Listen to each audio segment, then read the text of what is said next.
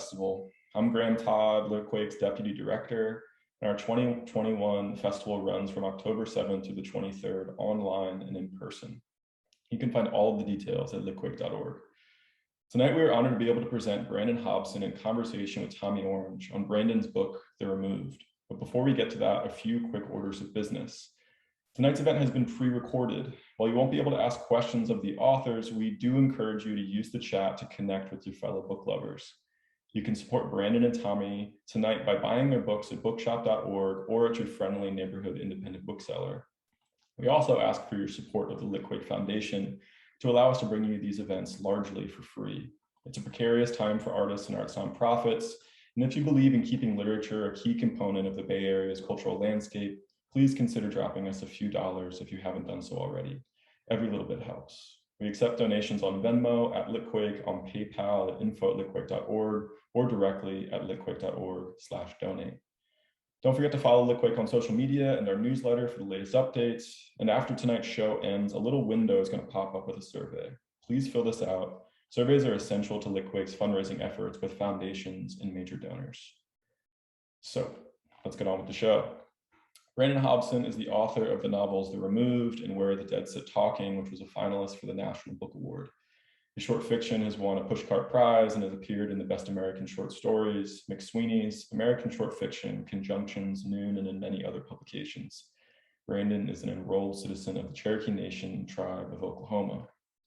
Interviewing Brandon tonight is Tommy Orange, whose 2018 novel There won the Center for Fiction First Novel Prize and was a finalist for the Pulitzer Prize. A graduate from the MFA program at the Institute of American Indian Arts, Tommy is an enrolled member of the Cheyenne and Arapaho tribes of Oklahoma. He was born and raised in Oakland, California. Tonight, they're both here to talk about Brandon's new novel, The Removed. Drawing deeply on Cherokee folklore, The Removed seamlessly blends the real and spiritual to excavate the deep reverberations of trauma. A meditation on family, grief, home, and the power of stories on both a personal and ancestral level. In the 15 years since their teenage son, Ray was killed in a police shooting, the Echota family has been suspended in private grief. With the family's annual bonfire approaching, an occasion marking both the Cherokee national holiday and Ray's death, Maria, the mother, attempts to call the family together from their physical and emotional distances once more. But as the bonfire draws near, each of them feels a strange blurring of the boundary between normal life and the spirit world. Without further ado, please welcome Brandon Hobson for a short reading.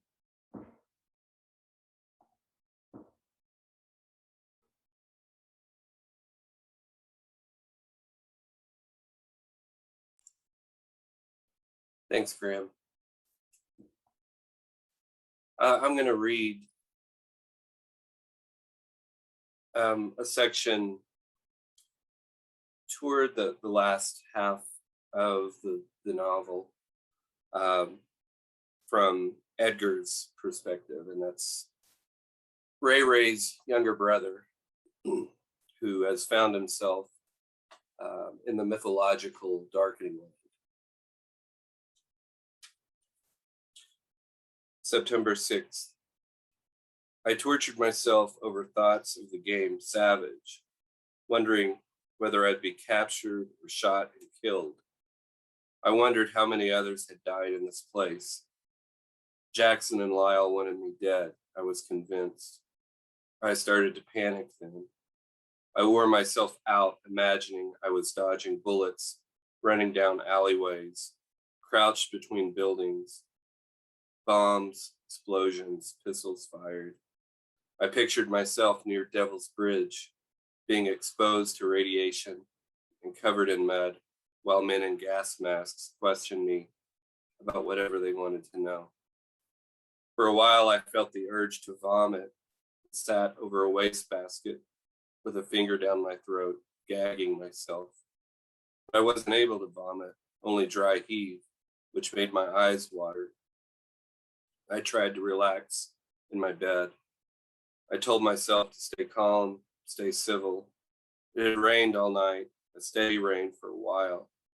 Outside the window, I could see branches of the oak tree waving in the wind. The thunder woke me up a few times with flashes of lightning, and I was coughing, which made me worry about my health, so I didn't sleep well.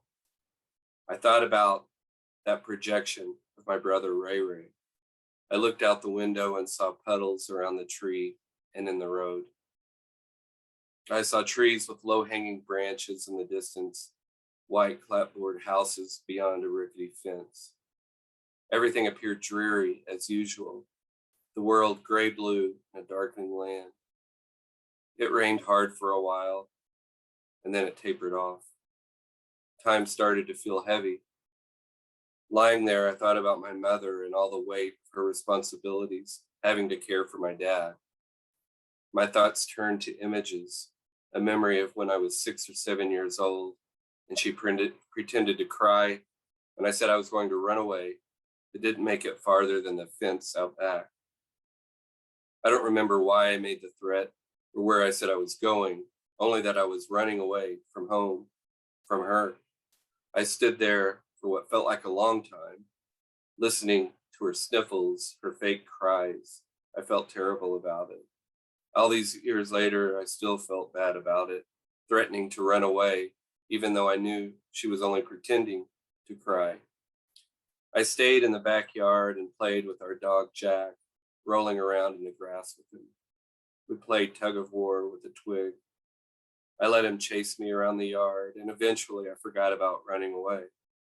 My mother must have watched the whole thing from the back door, because when I came back near the porch, she was pretending to cry again.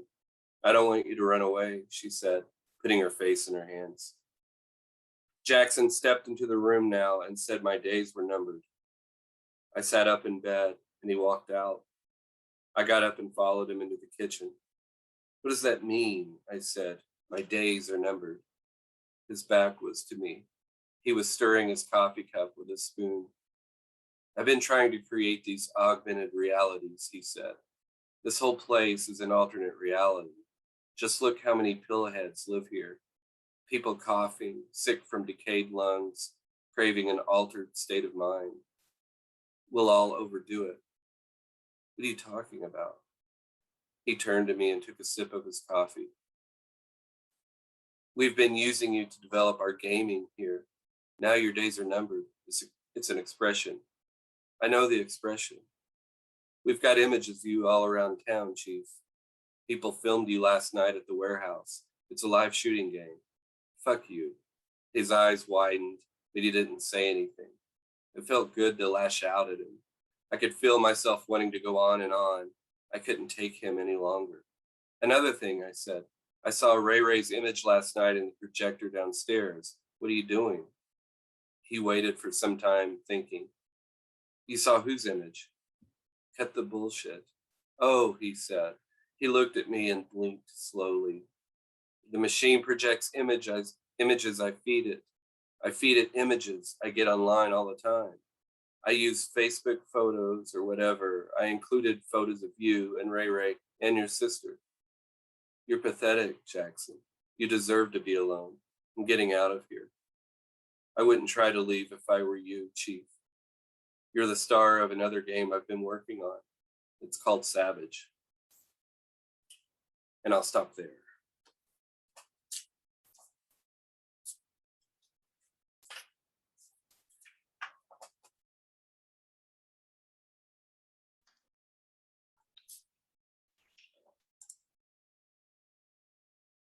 Hello, Brandon. Hey, Tommy. Thanks for being here. Yeah, thank you for asking me to do it.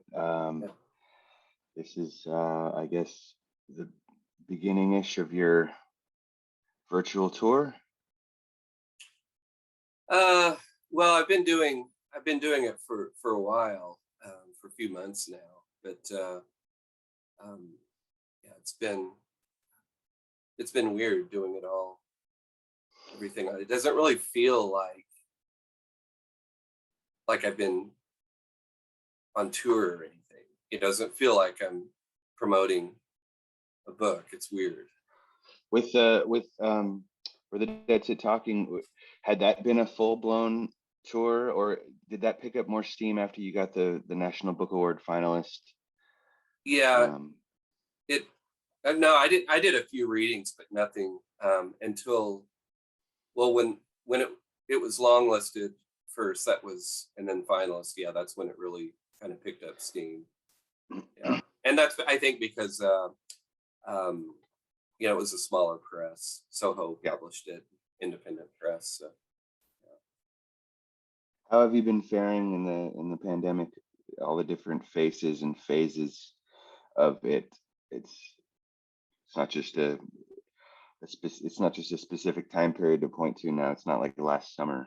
It's like the next thing, the next way of life that we're having to figure out and navigate. Yeah, it's, you know, it's weird. I don't know how. I mean, you have a son, and I have two kids. So it's, I mean, being a parent, it's, every time I feel hopeful that it's getting better, something seems to happen. You know, the Delta variant is now more of a threat, I think, to kids. Then, so, you know, we got vaccinated, but my youngest, I have a 13-year-old who's vaccinated, but my youngest is he's 7, and so he's not vaccinated yet. So there's all this. I don't know if you feel that with your son, but there's all this sort of fear that even after vaccinations, people are still getting sick, and then, you know, transferring it to kids. And in the news now, it's, you know, kids are getting sick and dying. It's just terrifying. So even though we got vaccinated, you know, there's still that fear.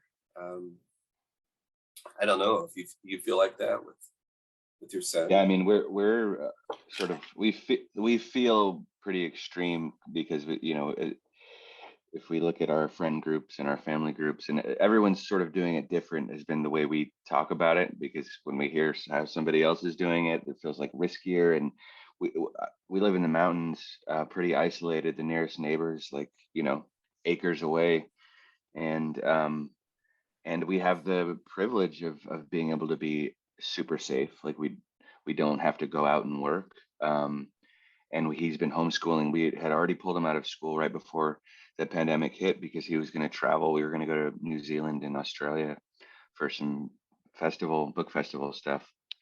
And so we were going to have him have that experience of traveling to those places for a couple months. We were going to homeschool, and then, you know, we rolled right into the pandemic, already having started homeschooling. But we've been very careful and safe and isolated. And like I said, that's a privilege that we have. But in November, I'm going to be going out to do events that have been pushed since the pandemic started, and I can't say no to work anymore. And I'm really having a hard time finishing the next draft of my book, and I can't get any more advanced money until that happens. So I'm sort of forced into working, but until he's vaccinated, we're going to keep homeschooling, and we're just going to be extra careful because nobody knows what long COVID could mean. Nobody knows what it can do to children over time, because we have a set amount of time to study it, and it's all very limited. Yeah, we both of my kids were doing Zoom school here at home, but now here they're back now. They're back in school, and so my wife works also, and she's back. She's back at her work. So I have not taught face to face since, you know, all this started. So I've been doing Zoom. All my teaching has been either just strictly online or on Zoom. So it's, but yeah, that's nice to be still have that sense of isolation, because I feel like, at least for us, it's sort of it's gone away a little bit with them being back in school. So, but are you going to be traveling internationally? Are you going out of the? No, not. I mean, this is like November's like our money month, right?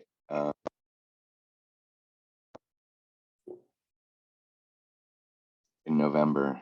Yeah. Did I cut out? Yeah, you cut out for just a minute. Sorry. I just said November is kind of our money month. Yeah.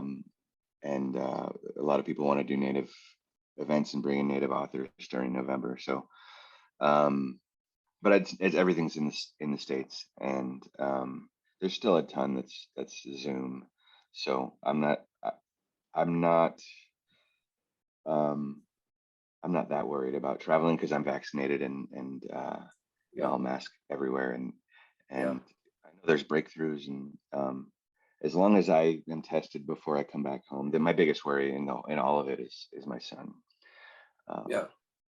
But then, being isolated in the mountains here has its own worry too, because we have the California fires here. The Caldor fire was a pretty big one that was not that far from us. We had heavily smoke-filled skies to the point that it was like hazardous. How if you're checking like the AQI or whatever, Yeah. we had like hazardous skies for a couple days, so you couldn't Yeah. even go outside. You've written about climate in the past, and because I know I teach your story, New Jesus, that was in McSweeney's, and which talks about climate change. You feel like that's something that you feel like informs your work even more now? I mean, with the fact that the fires and everything that's going on. I mean, it's hard not to. You can't really avoid talking about it, even in work. It feels like. I think, yeah, and I think what I love fiction to do is address the now, and so this has been something that's been really kind of messing with my head around what I'm writing right now. The choice to like, do I write about the sort of like teens, the 2010s, and keep it there before the pandemic, but like always be sort of edging right up against a specific date, like March 2020, or do you lean into the now, and do I let the pandemic sort of infect the novel in order to be able to delve into what is happening now, what it feels like? And so I'm always wanting to address what it feels like now in fiction for myself, and it's what I like to read. And it feels like you have to make a choice. The way you would write about the now is now referencing something that's before. It's like everything before 2020 and March 2020. It's this period of time before the pandemic that you're writing about. So we hit like a very clear, this has never happened in my lifetime, where, I mean, maybe like post 9/11, there are these points, but it feels like a real, like, in terms of writing contemporary fiction, the choice of like, do you include the pandemic now is moving forward is something that all writers are going to have to think about when writing contemporary work. So, and that includes, your question was more about climate change, and I think that includes climate change in worsening degrees as we experience it in worsening degrees. Yeah, I think so. I mean, I think we're already seeing it talked about it and written about. Seems like to me. Yeah, I don't think we've quite seen, like, haven't seen it appear in movies and film or in literature in a very serious way yet, but I think we will be in the next couple of years. I think there's going to be a ton of what it was like to go through the pandemic type stuff that's going to be coming out. It has to, but I think it's difficult to do it right in the middle of it, especially so many unknowns. It's hard to know when you're right in the middle of it exactly how to write about it. But I feel like I've been talking too much, and this is about the removed, and maybe people are sick of hearing about the pandemic, and they want to hear two authors talk about a book for a little bit. Before we get into the removed specifically, we were just, before we started officially talking for the record, we were talking about when we first met in person in Miami. I think it was when we first met, and you were telling the story about how I texted you to tell them I was running late, and this is sort of like an Indian time thing, and you just ended your reading with the word savage, and this is sort of a pan-Indian term that we've had to reckon with as all Native people. And so you know, there's all these things that we've had to deal with as a big group. And even though we want to be tribally specific, and we don't want to let go of our tribal specificity and just be, you know, Indians, there is still a unity that I think we need to reckon with, and I think we need to, in my opinion, need to lean into, and proudly lean into. And I think you probably are like-minded like that, and we're kind of at a place in the Native world where it feels like representation and tribal specificity.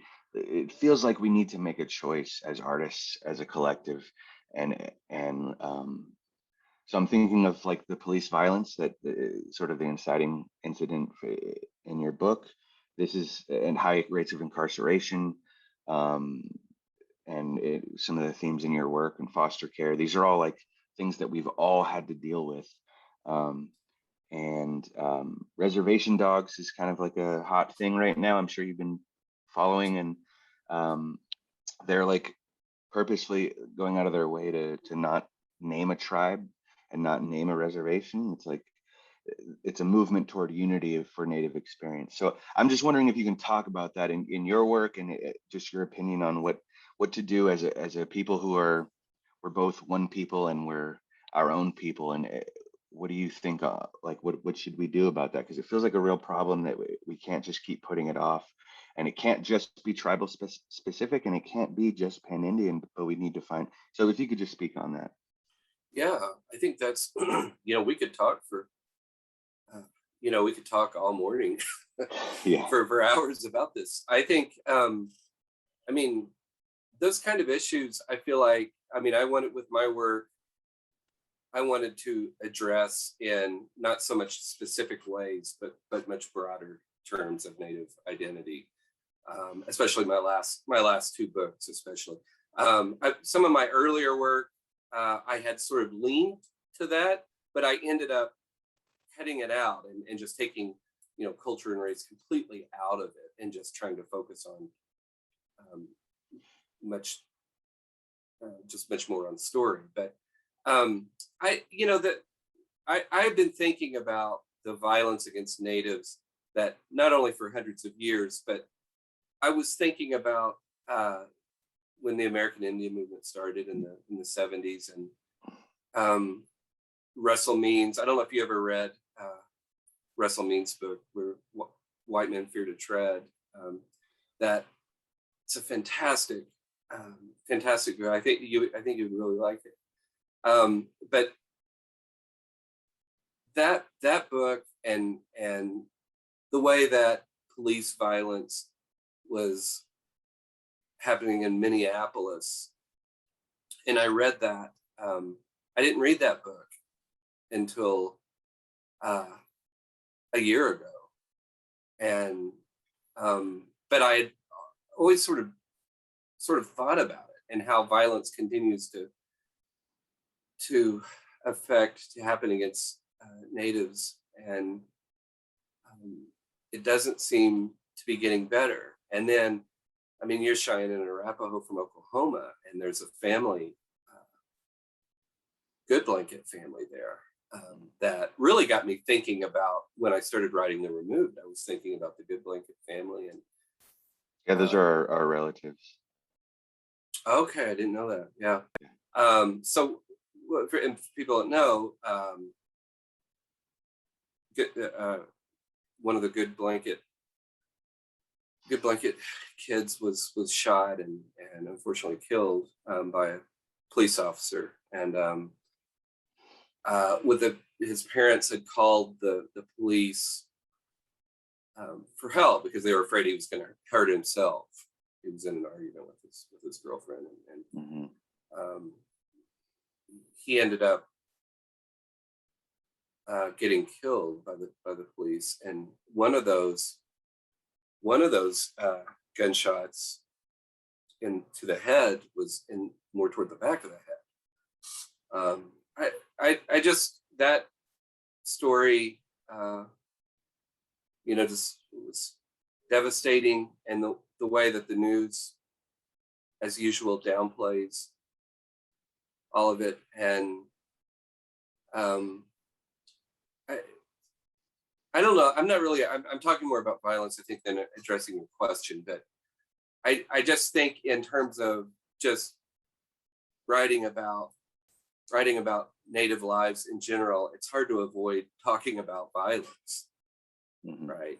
And so with this book, this Edgar character finds himself in this place called the Darkening Land that I wanted to be a lot like the world that we're living in right now. Even though it's kind of an alternate reality, it's still the world. It's very much like the world we're living in right now.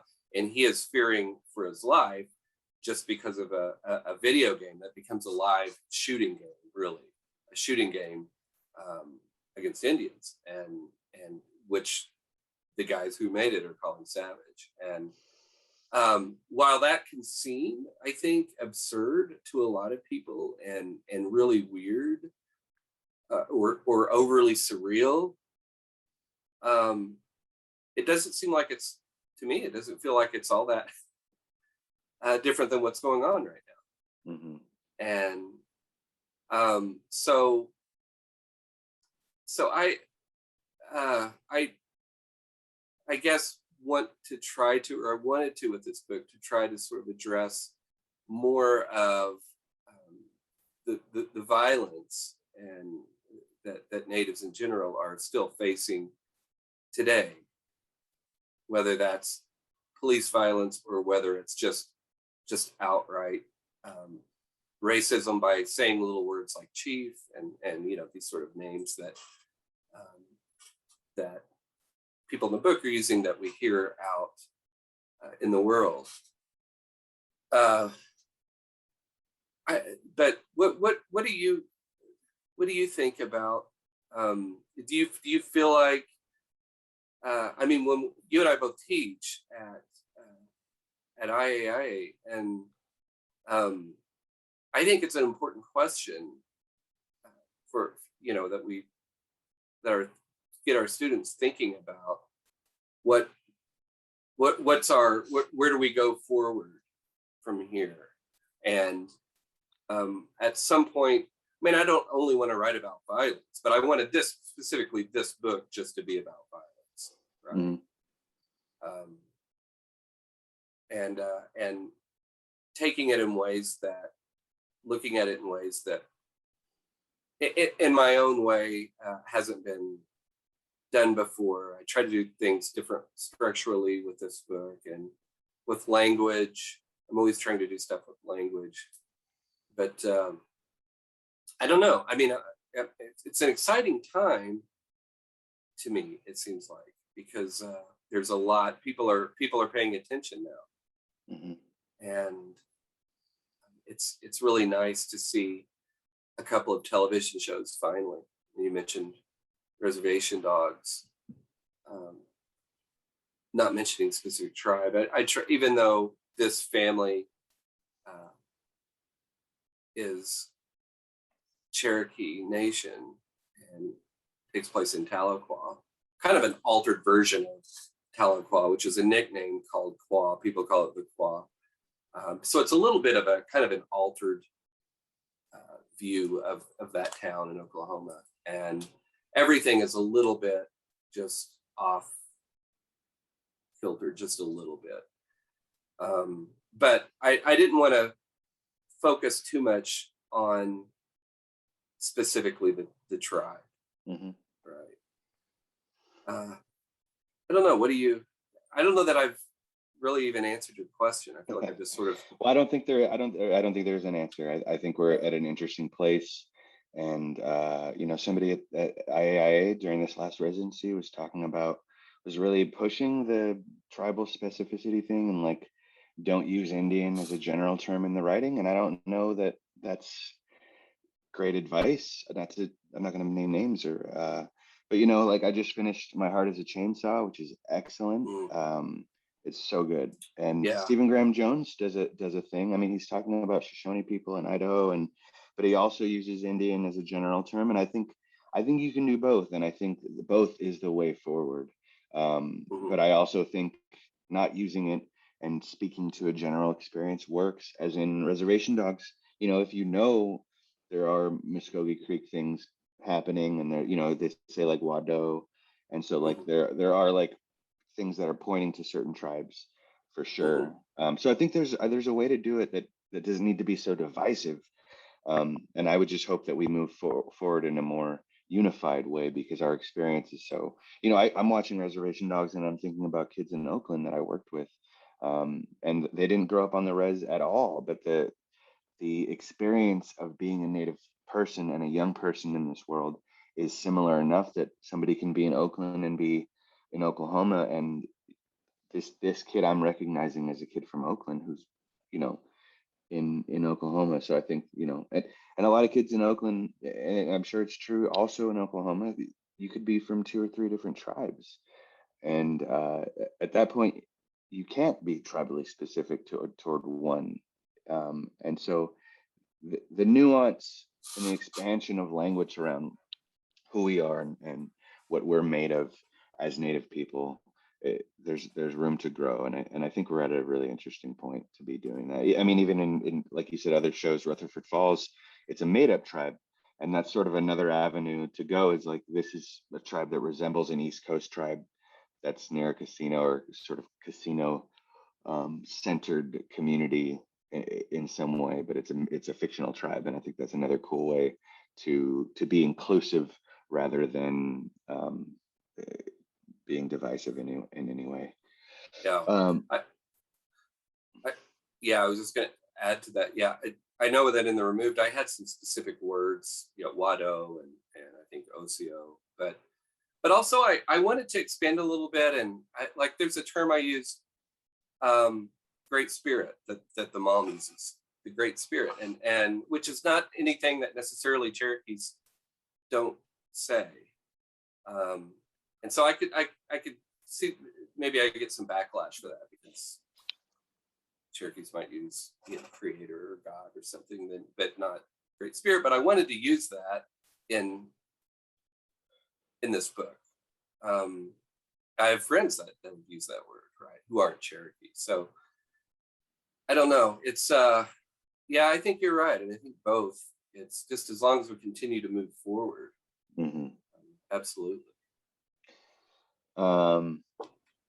Okay, can you talk about the title removed? You have this part early on in the book where it's in the Sala chapter, and which takes on a we, but you know, kind of also an I in places. And I'll ask you about that later. But it says, we are always restless, carrying the dreams of children and the elderly, the tired and sick, the poor, the wounded, the removed. So can you talk about, I mean, obviously the removed, when it comes to Cherokee people and the Trail of Tears, is like a very loaded word, but I think you use it in a lot of different ways, and you mean it in a lot of different ways. If you could just talk about the title of the book and how you think of it.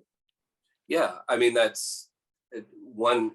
I wanted to use that word in many different ways, and so often when we think the word, you know, removed or removal, that's what generally people think about, is going back to the tribe's removal in the Trail of Tears. But I wanted most of the characters in this book to feel removed in some way, right? Removed from each other, so that the son has been killed, and the two siblings are removed from the family physically. Edgar is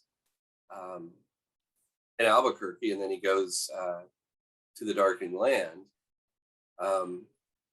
and Sonia, the sister, is in some ways removed from reality. She's sort of living in her own kind of space. And she rides her bicycle over to the library, and she becomes borderline obsessed with this guy who has an autistic son, which has very specific motivations, but I realize in some ways it at first appears creepy, but I don't think that it is creepy. I think it's, there's a specific reason why she's watching this guy and his son, and has to do connected to her brother's death. And so they're both sort of physically removed, and she's mentally removed, I think, from trying to deal with the reality of violence. And also their father is dealing with Alzheimer's, in the beginning stages of Alzheimer's. And they bring in a temporary foster placement, a boy named Wyatt, who is removed from his home temporarily. And so I wanted to use removed in all these different ways, and at the same time try to provide some sort of healing, because I start with questions. I don't know if you do that. I tend to start with the questions that that we just, like you and I are talking, and questions come up, right? And how do people deal? How do we deal with trauma? How do we heal from trauma? How do we deal with the problems that are, whatever those problems are? And that was to go way back to what I was saying earlier, when with the good blanket case, right? That how removed they were, right? From or I guess the way the police saw them as a danger, as a threat, right? And I guess it's so I start with those kind of questions, like, how do you heal from that? How are you able to cope with that kind of violence especially when you call on someone for help, right? What is there to do except be remove yourself from everything, and sort of isolate yourself? Those are the big questions I think that, yeah. And I think what the novel explores, what the removed explores, is almost for a big portion of the book, is also, how do you not heal from it? What are you doing while you're not able to heal from it? And these are like sort of the coping. These are the other things that sort of growths, consciousness growths, and tumors that come out of the inability to heal from things that are so traumatic, and from loss, and these kinds of things. So speaking of that, if you could talk a little bit more about the Darkening Land. This is so intriguing to me, and I think it's like a metaphor for drug use, but also death. And you write about mythical things throughout the book, mythical and mystical states of drug use in video games. And we find ourselves in this virtual conversation, and essentially what fiction is creating a virtual mindscape for people to imagine what lives are like. So if you could talk about how you write about these sort of other worlds, and the way that you use them to function in your work. I think one of the joys of writing fiction for me, I find it immense pleasure from writing fiction. And it allows us to talk about these things, right? And doing it sort of creative ways and in pleasurable ways that I feel like I don't know that we can do in other ways, to talk about them in a specific way. Maybe that has to do with what art. There could be a larger question around what art does in general. I talk about this a lot with students, is the difference between literature as art and then sort of more like genre fiction, and what those things are how they're different. And I think through language and so with the Darkening Land, I was thinking about, I really enjoy, and I've always sort of enjoyed reading folklore and mythology, and I wanted to incorporate some of the old Cherokee folklore stories, and with Chala's sections here, where he's talking about myth, and also again, to make Edgar in this sort of mythological Darkening Land space, that there's really no story where I've heard any kind of description. So when I was able to, as a fiction writer, is make this place be an alternate reality, right? In our world, and so there, it kind of feels like kind of what John Gardner says, right? The dreams. The dreamlike state of fiction. Fiction always has a little bit of a dream state to it anyway. And so I wanted I wanted to just sort of play with that. And I think that's just, again, coming back to there's a fine line between spirit world and natural world, right? And for Edgar, the Darkening Land becomes, part of extreme drug use, but also pointing to references of the place where spirits go until justice is served. And so justice is not served, you can't leave the dark. It becomes this kind of place where you can't escape. And so for Edgar, he's like caught in this world of feeling like he's a target of being shot, the way that his brother was killed, and not really being able to find a way out, right?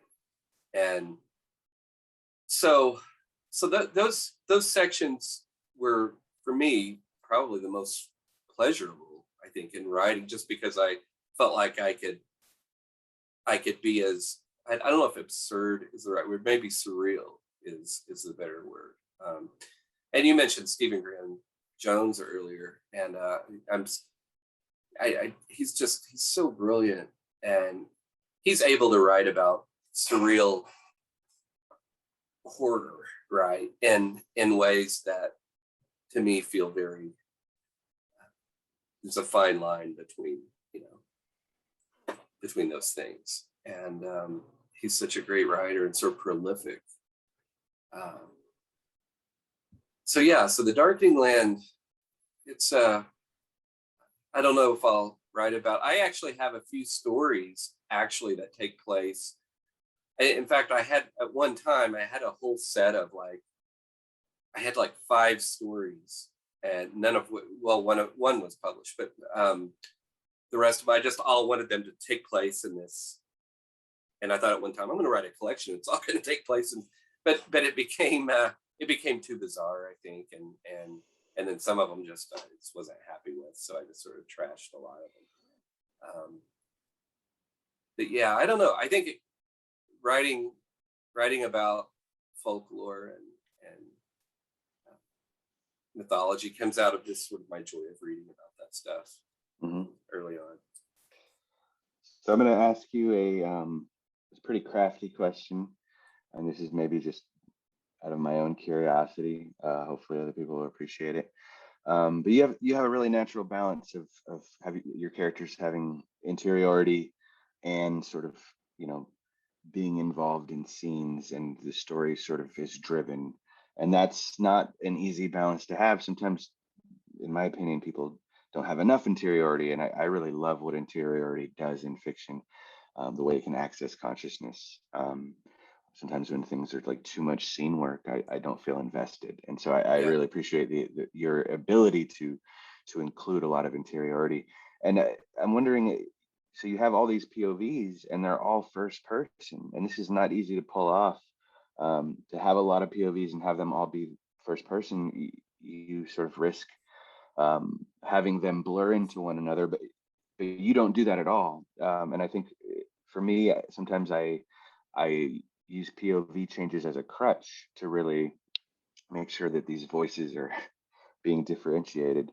So if you could talk about craft for a second and just the way you conceive of interiority and scene work and memory, because memory drives a lot of this. A lot of these people are thinking back, and somebody with Alzheimer's sort of is losing grip on memory. If you could talk about like how you conceive of character, does it happen from the inside first? Does it happen from the outside first? Um, the process of creating characters for you, and specifically here to make all these first person POVs for the make up this family. Yeah, that's a great question, and thanks for that. I actually had Maria's sections early on written in third, and all the rest were in first. But then, I talked with my editor, and she thought, well, you only have her sections in third. It's a weird balance, like all first, and then so I ended up rewriting her sections in first. I'm so tired of first person now, and I don't know that I'm going to write anymore for a while in first. But I wish you're much better at it than I am. That interiority, I've always sort of struggled with. I feel like I'm mostly seen, and I really have to go back and add a lot more interiority. And I know that I have students that do the exact opposite, where it's just all exposition and all thought, and then I'm like, you've got to give us some image. I think for me, it always starts with the image. I always kind of see or try to visualize whatever that image is. Whether it's there's a scene where Sonia, I had her sort of undressing outside in the rain. I just sort of saw this where she's just removing her clothes outside and went in this sort of bad rainstorm, and she's kind of distraught over things and upset, and so I think for me it usually starts with the image. I had to work really to get the interiority, as I said, and it's not easy to find that balance. And I think my editor at Ecco helped with that, and my agent at the time helped also. But it's extremely difficult to do well, I think, and I always need help. Like, for me, it's kind of like what you're saying. It's the scene, and I because here's the thing: is I like ambiguity, and I like what in postmodern literature classes call authorial reticence, right? Which is purposefully withholding information from the reader, because in some ways, I like sort of thinking about figuring stuff out on my own, I think, as a reader. So I too much interiority can feel, like an overload. But there has to be that balance, right, where it's done just right. And it is. It's so hard to, as you know, and working with students, and it's so hard to find that balance. But I think you do a really good job with it. And the third person, you mentioned using a crutch and I don't know, I think you write third person really, really well. And part of it is I feel like first person in some ways is kind of like acting, right? It's taking on the role of a character and a character's voice. And so third person to me has always felt a little bit more difficult to do well. When I look back at a lot of my third person stories or something, I think, I don't know, craft wise, do you favor one point of view over the other? Or do you feel like you sort of balance? I mean, you had a nice balance there, but I think for the first time in all of the time that I've been writing, I've been doing third person.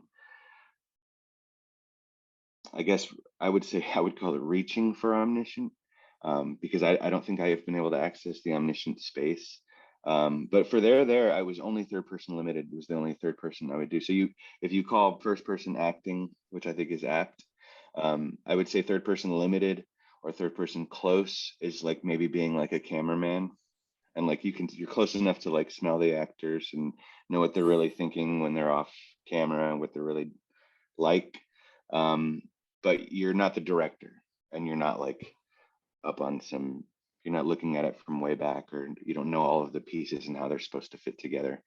So I think I I like what each can do, and to me, I'm always switching the POVs around for characters and seeing what interesting things that will reveal about them, and whatever I land on is like the most interesting, um, revealing to me. That, for the reader, whichever one seems to be the most revealing is the one that I ended up landing on.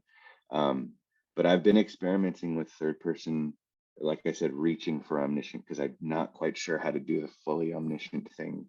I think it's tricky, and you don't want to overhandle. That's one of the things that, like you said, when there's too much interiority, I think you can be insulting to the reader, and you're not leaving enough mystery for the reader to have that full experience of engaging with the work to figure it out for themselves. I think sometimes with omniscient third, in trying to overhandle the reading experience, it can be really, not good for the reader. And so that's one of the reasons why I'm saying I've only been able to access the reaching for omniscient, because I'm trying to navigate not overhandling it.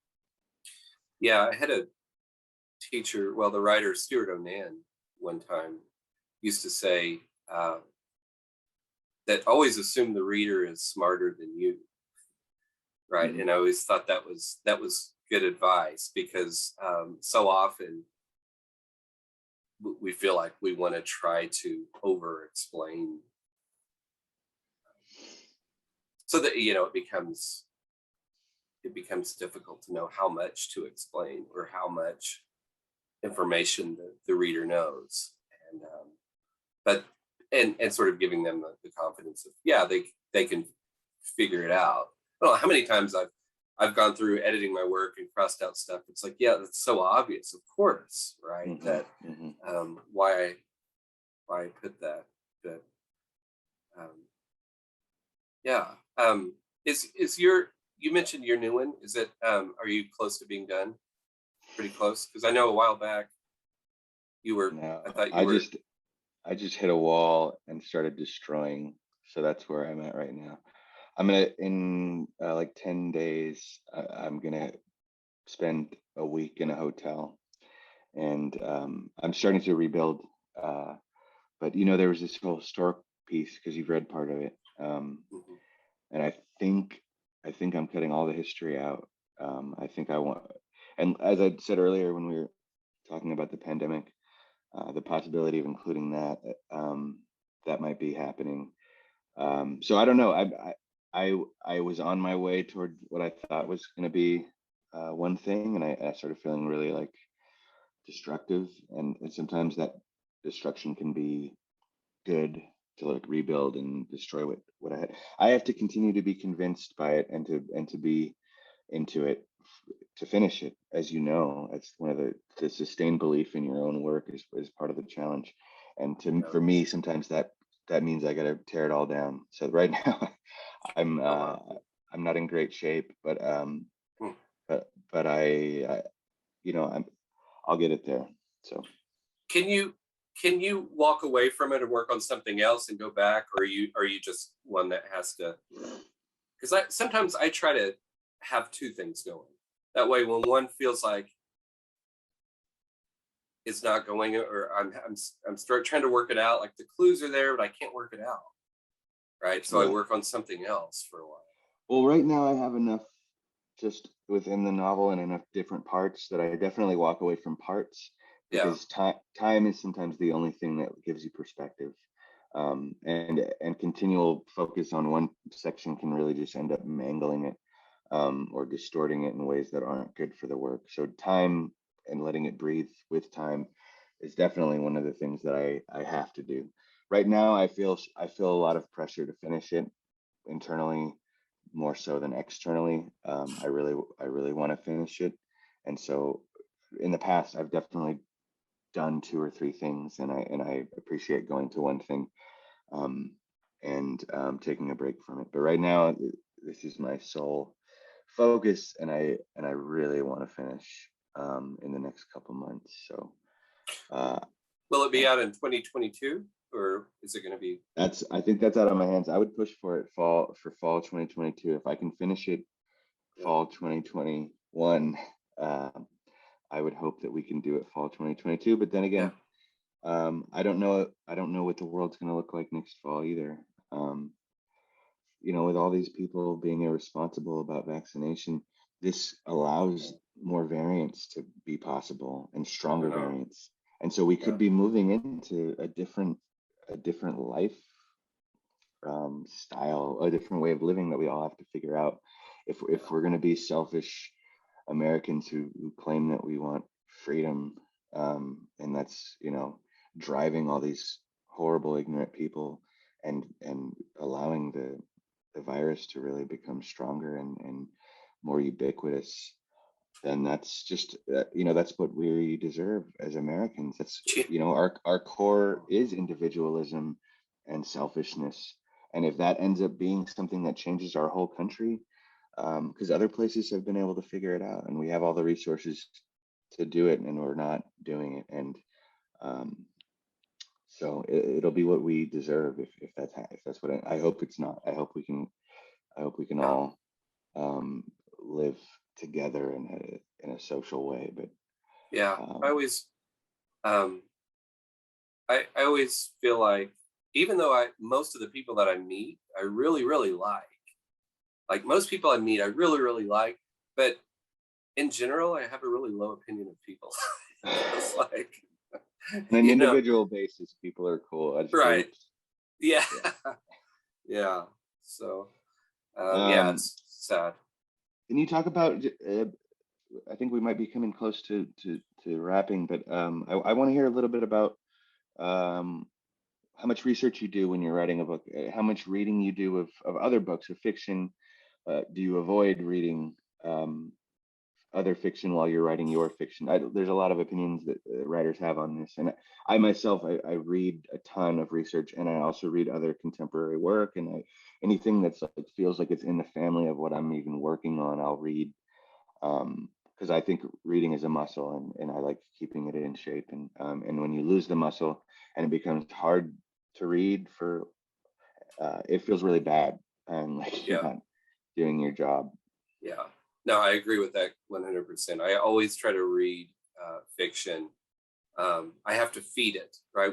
I think we have to feed it, right? This, and the more that I read, and the more I read widely, the better I feel like, the better I feel like my work can be. And part of that is reading is inspiring, but it's also figuring out, reading. Sometimes I'll read something just to figure out how to work through a problem. Like, how does this person do it? How do you work through this? And so I pick up stuff all the time where I'm like, I know in this book, I need to go back and reread this scene, how they do something, right? And I don't mean something basic, like how do you describe a street corner? So I mean something like some sort of conflict that needs to be done, that needs to be solved in a specific way. Mm-hmm. Right. I wish I could. I know I've done that a bunch. I can't think of anything right now on the spot of a specific example, but I try to. I also try to read when I'm figuring out like tone or voice, and I think I'm not sure if my tone is consistent here or the voice is consistent. Mm-hmm. I think it's really helpful to read good dialogue, because dialogue is so difficult to do well. I always feel like if I read like the Don DeLillo's novel, I think his some of it's a little bit, he can be a little bit kind of slapstick, I think, in terms of his dialogue. But when I read someone like him, right, he has so much dialogue that that it's things start to click, I think. So absolutely, I believe in feeding that desire to read and to work things out. I also do something in class where we I have students follow sentence patterns where they can fill in so like the nouns and verbs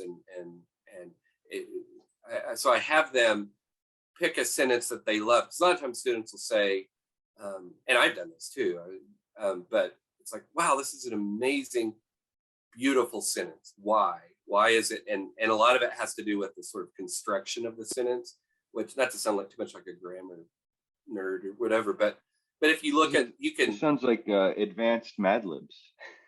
Yeah, exactly. That's exactly right. It is. It's like a Mad Lib exercise, but looking at the exact pattern, right, of a long sentence, and looking at verb, phrase, verb, noun, right, and that becomes a way. I do that with my undergrads in creative writing here, and have them.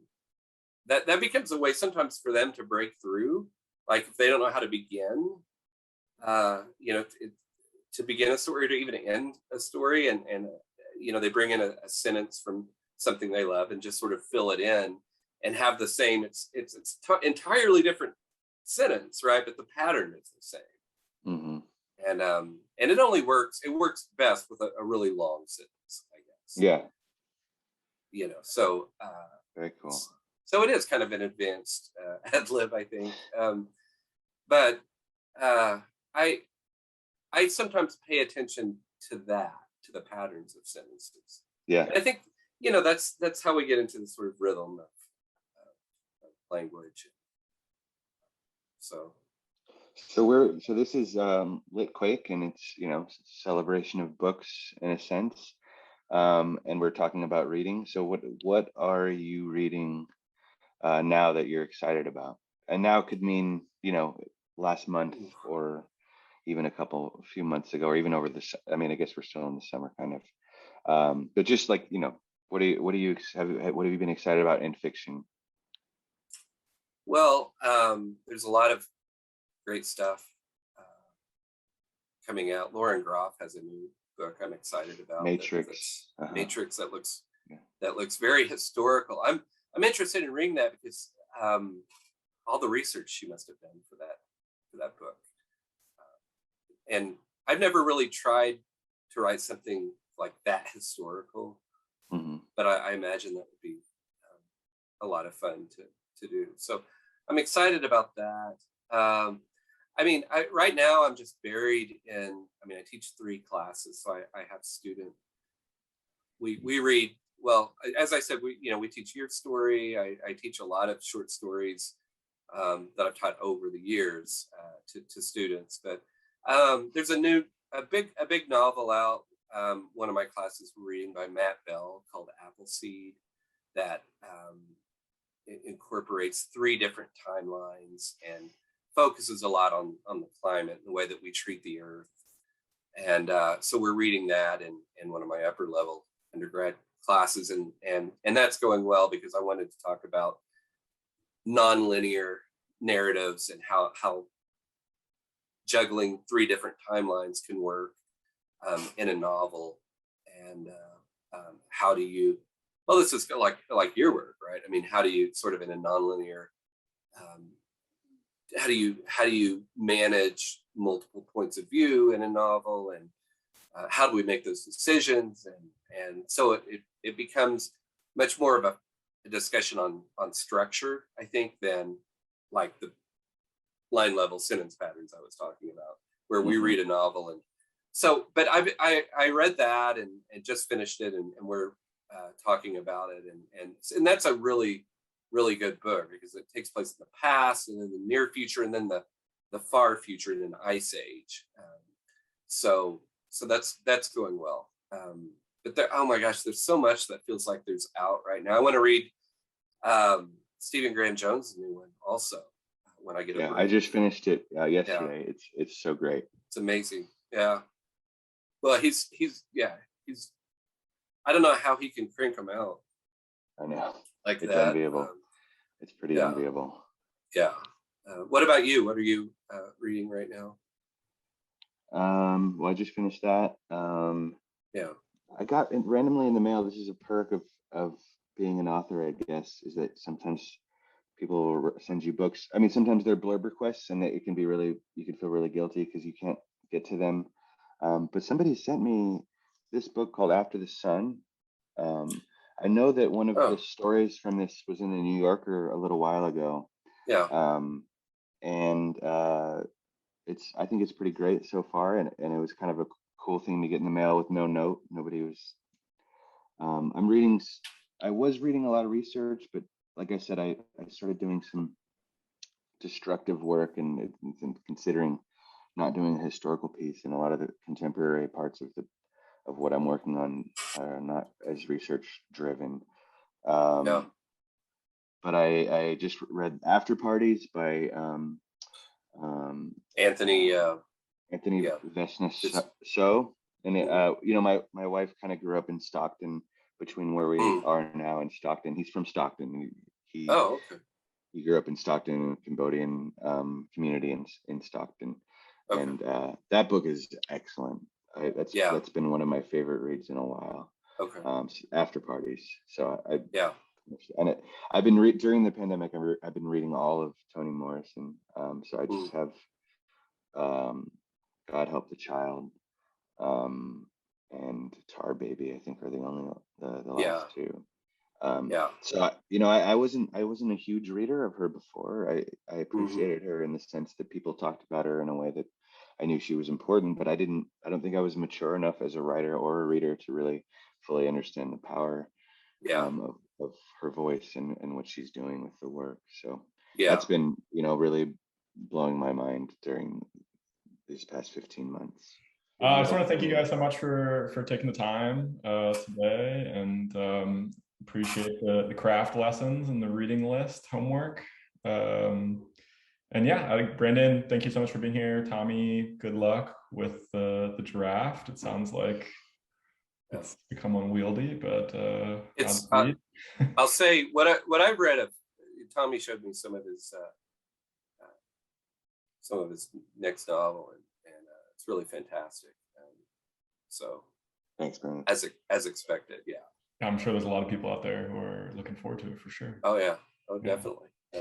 To our attendees, I want to say thank you for being here tonight, and don't forget to visit bookshop.org or your local independent bookstore to purchase copies of Brandon and Tommy's books.